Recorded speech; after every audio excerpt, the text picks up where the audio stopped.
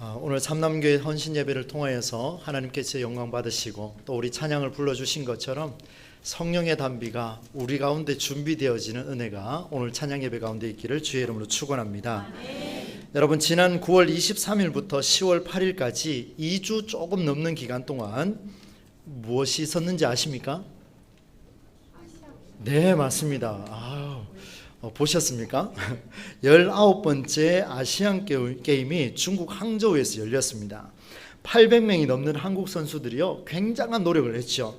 종합 3위라고 하는 금, 은, 동 메달을 토탈 190개의 메달이라는 열매를 얻었습니다. 대단하지요? 메달 색깔에 관계없이 이번에도 한국 선수들은 아마 여러분 유튜브를 보시는 분들은 이 쇼츠를 보시면 아마 보셨을 텐데 그 단상에 올라가서 하트를 그리기도 하고 또 옆에 사람 이 옷깃도 만져주기도 하고 여러 가지 이런 그 시상에 대한 그런 자기만의 그런 포즈를 취하는 것을 보게 되었습니다. 각종 경기와 경기 내용 등 기억에 남는 것들이 참 많이 있습니다. 그런데 그 중에 가장 기억에 남는 게 있다면 무엇일까 생각해 보니까 시상식에 올라가 있는 선수들의 모습이었습니다.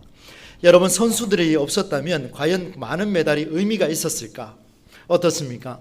시상식에는 반드시 이 엄청난 수고와 노력을 감당했던 그 노력의 열매를 얻은 그 주인공, 바로 시상식의 주인공 선수들이 있어야 값진 시상식이 된다는 것을 보게 됐습니다.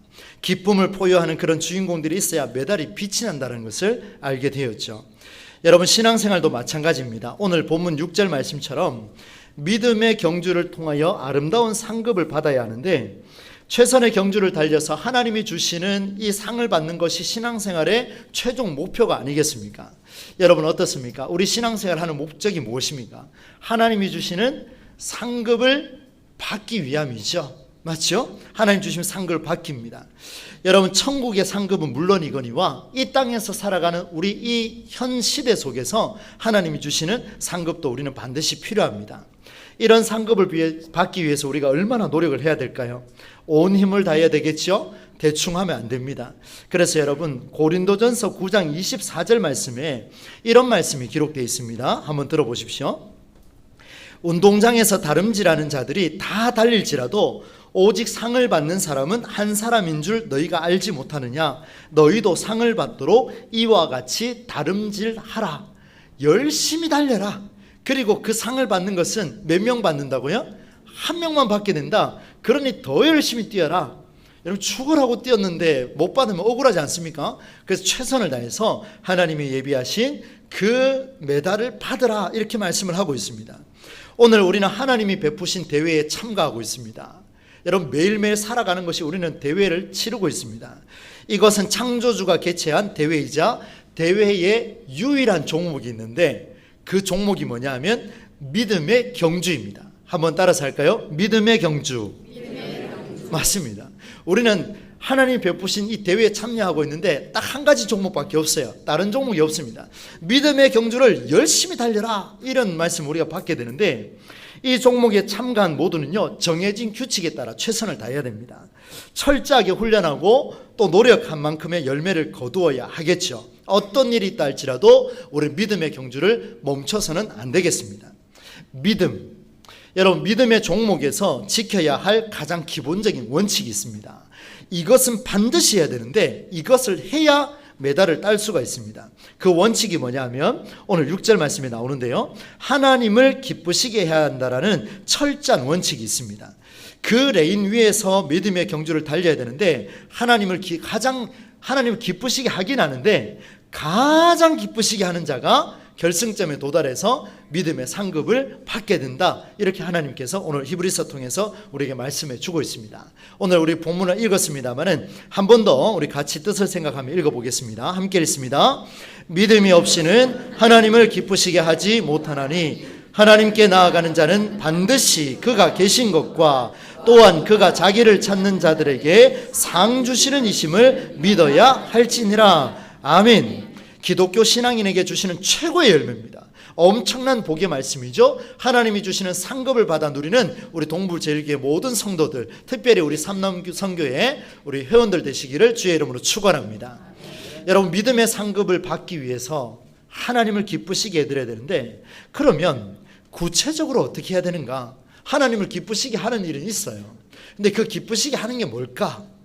여러분, 우리 기쁘시게 하기 위해서 주일 성수하고요, 또 헌신하고요, 오늘 여기 보시면요, 대부분 다 항전직도 있고 열심을 다하고 활동도 다 하시는 분들이에요. 또 젊었을 때는 피와 땀을 쏟아내면서 교회를 위해 무릎을 꿇었던 분들이 여기 계신 분들이 아마 대부분이에요.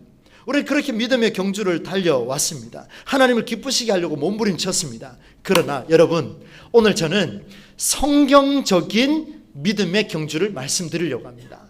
하나님을 기쁘시게 하기 위해서 모든 것을 할 수 있지만 정말 하나님이 기뻐하시는 게 뭘까? 가장 기뻐하시는 게 뭘까? 그 사실을 오늘 본문을 통해서 한번 찾아봐야 되겠습니다. 여러분, 6절을 제가 몇 번이나 읽었겠습니까? 정말 많이 읽었습니다. 지금까지 암송도 하고요, 수도 없이 읽었습니다. 그런데 하나님을 기쁘시게 하는 방법이 보이지가 않습니다. 6절을 반복해서 또 읽어도요, 보이지가 않습니다. 한번 찾아볼까요? 여러분, 다시 한번 보겠습니다. 같이 읽읍시다. 시작. 믿음이 없이는 하나님을 기쁘시게 하지 못하나니 하나님께 나아가는 자는 반드시 그가 계신 것과 또한 자기를 찾는 자들에게 상 주시는 이심을 믿어야 할지니라. 아멘. 뒤에 가서 상을 주기는 주시는데 그 조건이 뭐냐면 하나님을 기쁘시게 하라. 그럼 목사님, 여기 믿음이 있어야 기뻐하는 거 아닙니까? 맞습니다. 우리 믿음의 경주를 하거든요. 그건 하고 있어요. 그런데 하나님 기쁘시게 하는 게 뭔지 모르니까 답답해지는 거예요. 그래서 하나님 오늘 우리에게 말씀해 주시는데요, 여러분 한번 찾아보려고 하는데요, 여러분 성경에 오늘 히브리서 11장은요 정말 유명한 장입니다. 제목이 뭐냐고 하면요, 히브리서 11장 제일 위에 여러분 소제목 두 글자 적혀 있습니다. 있는 분만 한번 읽어봅시다. 시작. 믿음. 한 번 더 합시다. 시작. 믿음. 다른 거 없죠? 믿음밖에 없습니다. 그러면 히브리서 11장은 처음부터 끝까지 모든 내용이 무슨 내용이다? 믿음. 그러면 이제 조금 마음이 조금 열리기 시작합니다. 여러분 내용을 보시면은요, 믿음의 삶을 살았던 신앙의 선조들의 삶을 기록했는데 많은 사람을 기록했습니다. 가장 먼저 여러분 눈으로 크게 빨리 따라오셔야 돼요. 아벨 찾아보세요. 어디 있습니까? 4절에 있죠. 5절에는 에녹, 7절에는, 8절에는, 11절은 속도가 이렇게 느려서 되겠습니까? 예. 뭐 사라가 믿음이 있나 이렇게 생각하시는 분 계실 수 있죠? 있습니다. 나중에 제가 한번 보여드릴게요. 오늘 말고요. 17절에 누가 있습니까? 아브람. 20절에는, 21절은, 22절은, 23절은, 예, 31절, 32절, 기드온, 바락, 삼손, 입다, 다윗과 및 사무엘과 선지자들의 일을 말하려면 내게 뭐라고요? 시간이 부족하리이다. 믿음의 사람들이요 어마어마하게 열거가 되고 있습니다. 그 많은 사람들이 기록되어 있는데 수식어가 있습니다. 수식어가 뭐라고 되어 있습니까? 네 글자. 믿음으로. 할렐루야. 한번 따라서 합시다. 믿음으로. 모든 수식어가 믿음으로 이렇게 되어 있습니다. 그렇다면 믿음으로 살아온 인생들을 다 열거하고 있습니다. 오늘 우리가 설교가 끝날 무렵에 우리도 이런 인생을 한번 살았으면 좋겠는데요, 여러분 6절 말씀이 어디에 있는가를 잘 보셔야 돼요. 6절 말씀은 5절과 7절 사이에 있습니다. 맞나요? 한 번 더 물어보겠습니다. 6절 말씀 어디 있습니까? 정답입니다. 여러분 믿음의 경주에 선로 위에 올라왔습니다. 5절과 7절 사이에 들어가 있는데요, 믿음의 종목을 선택한 자들이 상급을 받는다 그러면 믿음이 가장 좋은 누가 받아야 됩니까? 믿음의 조상, 그렇죠, 아브라함이 받아야 안 되겠습니까? 적어도 자기 자식 독생자 정도, 자기 첫 아들 정도, 하나뿐인 아들 하나님 앞에 바칠 수 있는 사람, 번제단에다가 불 질렀는데 아들 눕힐 수 있는 용기가 있는 사람, 그 정도 믿음이 있어야 믿음의 상급을 받는 거 아닙니까? 그런데 아브라함의 이야기를 나중에 여러분 보시면 아시겠지만 상급 주신다는 얘기 하나도 없습니다. 없어요. 전혀 없어요. 그러면 이상하죠? 왜 6절에 나올까? 그럼 믿음으로 살았던 가장 첫 번째 인물 누굽니까? 3절에? 4절에 누구였습니까? 믿음으로 아벨은 아벨에게 주셔야 되지 않을까? 근데 아벨 뒤에도 내용이 없어요. 이상합니다. 그래서 찾아보니까 여러분 5절 말씀 다음에 몇 절이 있다고요? 너무 쉽죠? 5절 말씀 다음에 6절이 있는데 5절 말씀을 잘 생각하면 6절의 상급을 받을 수 있다? 없다? 할렐루야. 여러분 제가 쉽게 이야기해서 그렇죠? 굉장히 무게 있는 이야기입니다. 왜 5절 뒤에 있는가를 이제 보여야 되는 겁니다. 거기에 엄청난 해답이 들어 있습니다. 에녹이 믿음이라는 종목의 메달 수상자입니다. 메달 수상자임을 알 수 있는 이유가 있는데 5절 말씀을 같이 한번 읽어보겠습니다. 시작. 믿음으로 에녹은 죽음을 보지 않고 옮겨졌으니 하나님이 그를 옮기심으로 다시 보이지 아니하였느니라. 그는 옮겨지기 전에 하나님을 기쁘시게 하는 자라 증거를 받았느니라. 오, 찾았죠? 찾았습니다. 믿음이 없이는 하나님을 기쁘시게 하지 못하는데 하나님을 기쁘시게 해야 상급을 받는다 했는데 에녹의 삶을 보니까 이 사람이 어떤 삶을 살았다고요? 하나님을 기쁘시게 하는 삶을 살았다. 이렇게 말씀을 기록하고 있습니다. 와, 놀랍습니다. 여러분 믿음의 종목에서 가장 중요한 원칙이 하나님을 기쁘시게 하는 일인데 에녹은 믿음에서 평가하기를 보니까 죽음을 보지 않고 그대로 들림을 받았습니다. 성경에 죽음을 보지 않고 하늘에 올라간 사람 두 사람이 있습니다. 누굽니까? 에녹과 엘리야입니다. 두 사람 중에 한 사람이에요. 그대로 산채로 하나님의 부름을 받았습니다. 굉장한 인물이죠. 옮겨지기 전에 하나님을 기쁘시게 하는 자라 증거를 받았는데 그런데 생각해 보니까 하나님을 기쁘시게 하는 게 뭔지 잘 모르겠어요. 이게 뭘까요? 이걸 알면 우리도 명확해질 텐데 여러분 그 사실을 한번 보려고 합니다. 에녹이 정말 그런 삶을 살았을까요? 에녹이 정말 하나님을 기쁘시게 하는 삶을 살았을까요? 구체적으로 목사님 좀 보여주십시오. 저는 하나님한테 하나님 성경 통해서 좀 보여주십시오. 정말 그런 삶을 살았을까 고민하며 창세기의 기록으로 돌아가는데 여러분 에녹의 삶을 기록한 창세기의 기록은요 창세기 5장 21절로 24절에만 나옵니다. 에녹의 삶을 기록한 건요. 자 한번 찾아보겠습니다. 창세기 5장, 창세기는 성경 앞쪽에 있습니다. 5장 21절로 24절입니다. 자 빨리 한번 찾아볼까요? 네, 5장 21절로 24절입니다. 자, 같이 읽겠습니다. 시작. 에녹은 65세에 무두셀라를 낳았고 무두셀라를 낳은 후 300년을 하나님과 동행하며 자녀들을 낳았으며 그는 365세를 살았더라. 에녹이 하나님과 동행하더니 하나님이 그를 데려가심으로 세상에 있지 아니하였더라. 아멘. 여러분 오늘 본문과 이 본문을 책갈피 두 개로 이렇게 딱 꽂아 놓으십시오. 그리고 지금 왔다 갔다 할 겁니다. 잘 한번 보셔야 돼요. 손으로 이렇게 끼워 넣으셔도 됩니다. 창세기의 기록을 보니까 하나님을 기쁘시게 했다는 내용이 있습니까? 없습니까? 없어요. 하나님을 기쁘시게 했다는 말이 없어요. 이상하죠? 근데 왜 히브리서 기자는 하나님을 기쁘시게 하는 증거를 받았느니라? 하나님을 기쁘시게 했기 때문에 믿음의 상급을 받았느니라? 이게 무슨 말일까요, 여러분? 아마 이 갭이요 엄청나게 많은 세월이 있었을 겁니다. 그런데 히브리서 기자가 에녹의 삶을 딱 보니까 그는 하나님을 기쁘시게 하는 자였기 때문에 상급을 받았다 이렇게 표현하고 있습니다. 이게 뭘까요? 이제 한번 찾아드리려고 합니다. 여러분 기쁘시게 한다라는 말을 이 말을 보니까 오늘 여러분 자 히브리서 꽂아 놓으셨죠? 손가락 끼워 놓으셨죠? 한번 보겠습니다. 자 믿음으로 에녹은 죽음을 보지 않고 옮겨졌으니 하나님이 그를 옮기심으로 다시 보이지 아니하였느니라. 자 지금부터 보셔야 돼요. 그는 옮겨지기 전에 하늘로 올라가기 전에 살아있을 때 무엇을 했다 그럽니까? 하나님을 기쁘시게 했다라고 했죠. 창세기로 돌아옵니다. 24절 보겠습니다. 에녹이 하나님과 동행하더니 하나님이 그를 데려가심으로. 무슨 말입니까? 히브리서 기자가 보니까 옮겨지기 전에 이 땅에서 하나님을 기쁘시게 하는 삶을 살았다. 그래서 창세기를 보니까 하늘로 가기 전에 어떻게 살았다? 하나님과 동행하는 삶을 살았다. 여러분 정리됐습니까? 그럼 하나님을 기쁘시게가 뭐냐? 하나님과 동행하는 삶이에요. 조금 더 구체화됐습니까? 그러면 조금 더 나아가 보겠습니다. 하나님과 동행하는 삶, 기쁘시게 하는 것이 동행입니다. 자 여러분 부부가 있습니다. 남편과 아내가 있습니다. 두 사람이 죽어라고 싸워도 그죠? 죽어라고 싸워도 평생 같이 갈 수 있는 이유가 있습니다. 뭔지 아십니까? 그런 집이 잘 없으신 것 같은 느낌이 살짝 드는데 저희 부부는요, 싸울까요, 안 싸울까요? 제가 일방적으로 이길까요, 질까요? 그런 게 어디 있습니까? 저도 이길 때가 있는데 둘이가 싸울 때도 있습니다. 싸울 때 있고, 제가 말을 많이 하는 편이에요. 곰하고 사느니 너무 힘들더라고요. 가는데요, 여러분 보십시오.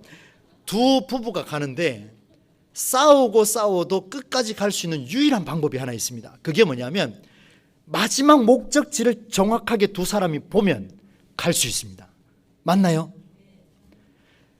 둘이 좋고 사랑하고 늘 안고 있는다 할지라도 바라보는 방향이 이렇게 달라버리면 결국에는 갈라서게 되어 있습니다. 여러분, 중요한 포인트입니다. 에녹이 하나님과 동행했습니다. 하나님이 에녹과 동행했습니다. 에녹이 하나님과 같은 목적지를 보고 있었습니다. 엄청난 메시지예요. 신앙인 동행인데, 동행은 하나님을 기쁘시게 하는 건데 같은 방향을 보고 가야 됩니다. 그러면 중간에 무슨 일이 있어도 돌아올 가능성이 있다 없다? 어떻습니까? 돌아올 가능성이 굉장히 많습니다. 다른 곳을 보고 있으면 절대로 돌아올 수가 없습니다. 여러분, 하나님의 마음이 변화가 있습니까? 없습니까? 없다고 합시다. 우리는 그렇게 믿고 있으니까요. 저는 없다고 믿습니다. 하나님 우리를 사랑하시는 그 마음은 변함이 없는 줄로 믿습니다. 에녹의 마음은 변화가 있었을까요? 없었을까요? 365년을 살았습니다. 여러분, 지금 몇 년 사셨습니까? 죄송합니다, 우리 어르신들께. 제 인생을 되돌아보니까 이제 40 중반이잖아요. 이렇게 살았는데 이렇게 살아도 싸우는 일 많고 내 마음대로 생각할 때 많고 하나님과 등을 돌려서 죄를 지을 때도 많이 있었습니다. 하나님 변함은 없으세요. 저는 언제나 변화가 넘쳤습니다. 여러분, 하나님 변함이 없다는 것을 우리 이미 알고 있습니다. 그렇다면 사람으로서 에녹은, 저는 45년 살았지만 에녹은 365년 동안 하나님을 등을 졌습니까? 안 졌습니까? 질 때도 있었을까요? 없었을까요?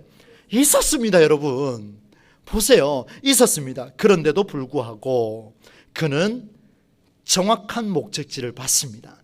하나님이 보고 있는 목적지를 에녹도 같이 보고 있었기 때문에 함께 가는 놀라운 은혜가 있었습니다. 이것을 가리켜서 동행이라고 그렇게 말합니다. 이런 노래 들어보셨나요? 오후 예배 시간이니까 조금 자유롭게 불러드리겠습니다. 아직도 내겐 슬픔이 우두커니 남아있어요. 연습을 많이 했는데 안 되네요. 누가 나와 같이 함께 울어줄 사람 있나요? 제 아내가 제일 많이 웃고 있네요. 누가 나와 같이 따뜻한 동행이 될까요? 들어보셨습니까? 굉장히 유명한 곡이에요. 동행이라는 제목입니다. 누가 지은지 아십니까? 좋을 대로 생각하시면 될 것 같습니다. 최성수가 지었습니다. 수없이 변하는 사람의 마음, 기독교 신앙을 살아간다 해도요, 변덕이 너무 심한 거예요. 그러니까 이 가수가요, 아직도 내게 슬픔이 우두커니 남아있건만 누가 나와 함께 울어줄 사람 없나요? 이렇게 말하고 있습니다. 여러분, 에녹은요 엄청난 변화에도 굴하지 않고요, 하나님이 바라보는 방향과 시선에 정확하게 맞춰버렸습니다. 실패하고 실수하고 넘어지고 오늘 아프고 병들고 내가 육신이 약하고 오늘도 내가 지혜가 부족하고 물질이 부족하고 하다 할지라도 하나님이 보시는 그 목적지를 정확하게 보고 가면 하나님과 끊임없이 동행하는 삶을 살게 될 줄로 믿습니다. 여러분, 에녹은 복을 받았습니다. 정확하게 받았습니다. 제가 말씀을 드릴게요. 에녹은 이렇게 살아낸 결과 엄청난 복을 받았습니다. 여러분, 창세기 기록으로 다시 넘어가 보면요, 창세기 기록에 에녹이 무두셀라를 낳았는데요, 몇 살에 낳았다고 되어 있습니까? 예? 65세에 낳았습니다.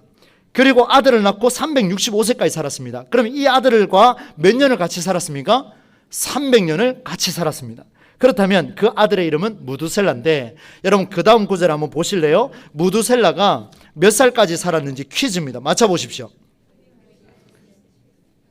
무두셀라는 187세에 라멕을 낳았고 27절에 몇 년 살았다고요?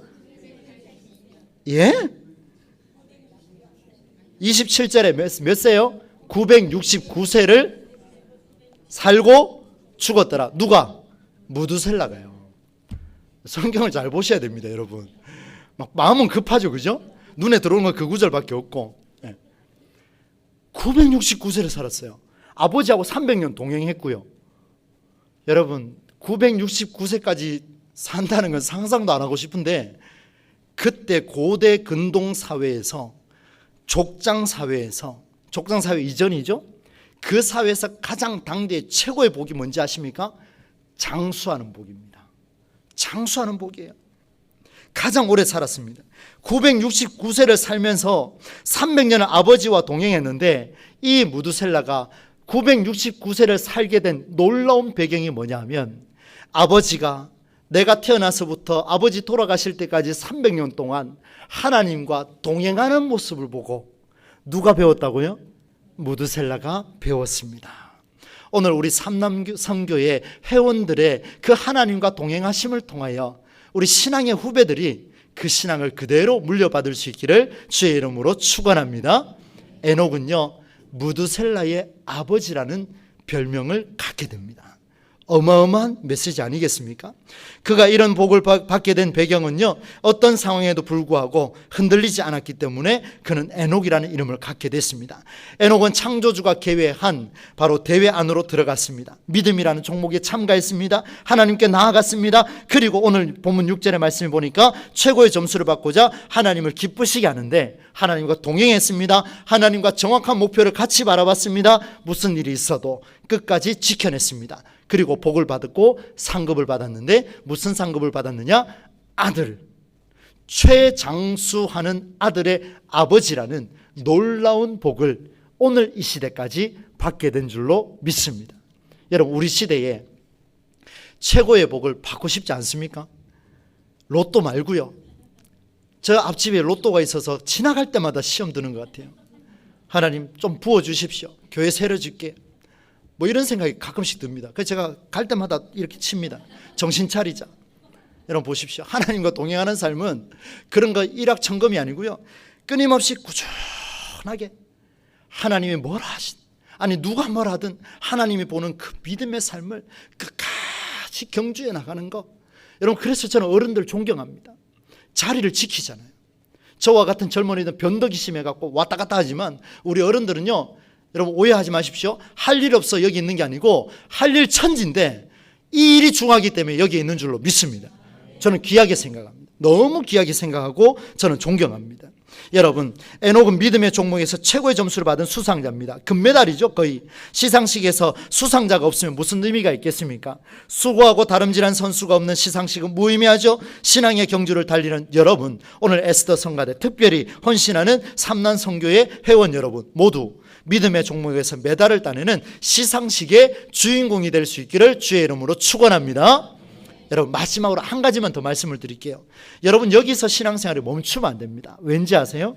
제가 이번에 어제 이 말씀을 깨닫고 참 하나님께 감사했습니다. 너무 감사했습니다. 시상식에 수고한 선수 곧 주인공이 있어야 합니다. 그러나 그보다 더 중요한 게 뭐냐면 그것은 이 메달과 상장을 수여하잖아요. 그 상장에 수여된 그 주최자의 이름이 더 중요합니다. 그렇나요? 모든 대회의 진짜 주인공은요 수상자가 아닙니다. 그 상을 수여하는 진짜 이름의 시상자가 주인공입니다. 수상하면 제가 받으니까 에녹이 주인공인 것 같지만 사실은 그 대회의 진짜 주인공은 그 상급을 주시는 하나님이십니다. 제 딸이 상을 많이 받아옵니다. 자랑을 안 하려고 했는데 해야 되겠습니다. 전국대회만 가면 금상, 대상 받아옵니다. 대단하죠? 예. 무슨 상을 받았는지를 지금 다 생각했는데 지금 하나도 지금 생각이 안 나는데요. 학교에서 받을 때는 경일여자중학교장상 맞습니까? 그렇게 나오죠. 전국대회 나가서 받으니까 무슨 차관상, 장관상 뭐 있습니다. 예를 들어서 장관상이라고 합시다.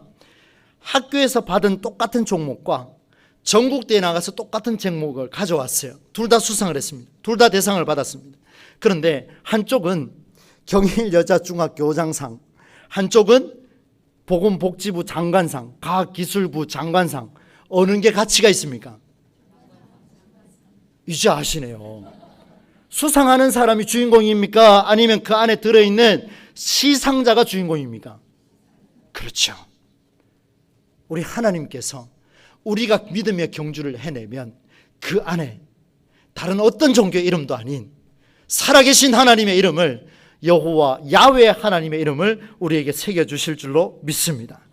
아시안게임이라는 타이틀이 있기 때문에 상 받으면 금이 되고, 올림픽이라는 타이틀이 있기 때문에 시상자가 있어야 하기 때문에, 여러분 시상자가 명확해야 수상하는 상이 의미가 있습니다. 말씀을 맺습니다. 하나님을 기쁘시게 하는 동행하는 일을, 대회를 주최한 창조주 하나님이 없으면 여러분 100번, 1000번, 만번, 수십만 번, 수백만 번 동행해 보십시오. 상 주는가? 집에 가서 아내에게, 남편에게 상 달라고 해보십시오. 주는가? 안 줄 겁니다. 맛있는 거 그냥 한번 사주는 걸로 끝날지 모르겠습니다. 그러나 하나님은 동행하는 자에게 믿음의 경주라는 주 종목에서 주시는 하나님의 이름이 새긴 면류관으로 우리에게 허락해 주실 줄로 믿습니다. 우리 주는 위대하며 능력이 많으시도다. 예루살렘아, 예루살렘아, 하나님을 바라보라. 여호와를 찬양하라. 성령의 단비를 기대하라. 비를 준비하시는 하나님, 그 비는요 어떤 자에게 주신다고요? 하나님과 동행하는 자, 하나님의 목적지를 바라보는 자, 하나님을 기쁘시게 하는 자, 그가 바로 성령께서 부어주시는 단비에 흠뻑 젖어서 신앙의 경주를 금메달로 만들어가는 수상자가 될 줄로 믿습니다. 이 모든 수상의 영광은 시상자이신 하나님께서 받으실 줄로 믿습니다. 우리 모두에게 이런 영광이 나타나기를 주의 이름으로 간절히 축원합니다. 하나님 아버지, 오늘 믿음의 경주라는 에녹의 삶을 살펴보았습니다. 하나님을 기쁘시게 하고자 이렇게도 하고 저렇게도 하고 온몸을 비틀었지만 정작 하나님을 기쁘시게 하는 일은 하나님이 바라보시는 그 목적지를 동일하게 보는 일이었습니다. 주여, 우리는 물질도 없고 지식도 부족하고 육신의 건강도 연약합니다. 나이도 많이 들었습니다. 하나님, 이 시대에 우리를 찾지를 않습니다. 그러나 오늘 우리는 하나님과 동행하겠나이다. 주여, 믿음의 경주, 믿음의 종목에서 하나님이 주시는 상급을 받아 누리는 우리 모두가 될 수 있도록 인도하여 주옵소서. 우리의 상장에, 우리의 메달에 여호와 하나님의 이름이 새겨지는 놀라운 축복을 오늘 우리가 경험하게 하여 주옵소서. 이 모든 영광 우리 삼남선교회가 감당하게 하시고, 이들을 통하여 우리 신앙의 후배들, 신앙의 선배들이 함께 존경하며 함께 어우러져서 믿음의 경주를 아름답게 이뤄나가는 복된 선교회 되게 하여 주옵소서. 예수님의 이름으로 축복하며 기도하옵나이다. 아멘.